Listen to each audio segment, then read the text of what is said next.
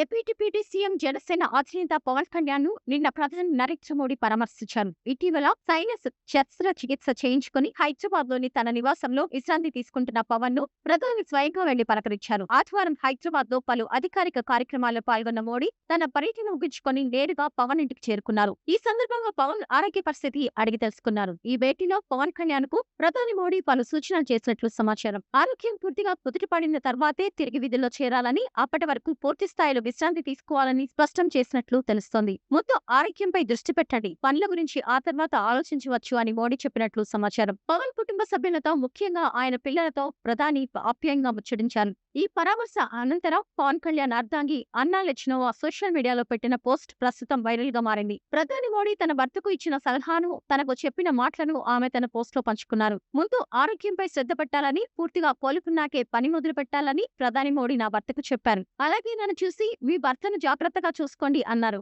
ఆ పని నేను ఎంతో సంతోషంగా చేస్తున్నాను. నా భర్తను జాగ్రత్తగా చూసుకుంటానని ప్రధాని మోడీకి నేను మాటిచ్చాను అని అన్నా లెచ్నోవా తన పోస్ట్ లో పేర్కొన్నారు. ప్రధాని మోడీతో పవన్ కుటుంబ సభ్యులు దిగిన ఫోటోలు అన్నా లెచ్నోవా పెట్టిన ఈ పోస్ట్ సోషల్ మీడియాలో వైరల్ అవుతున్నాయి. పవన్ అభిమానులు, జనసేన కార్యకర్తలు ఈ పోస్ట్ పై స్పందిస్తూ తమనైతే త్వరగా కోలుకోవాలని ఆకాంక్షిస్తున్నారు.